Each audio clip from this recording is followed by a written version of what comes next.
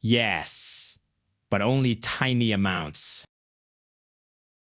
During photosynthesis, electrons move inside the leaf.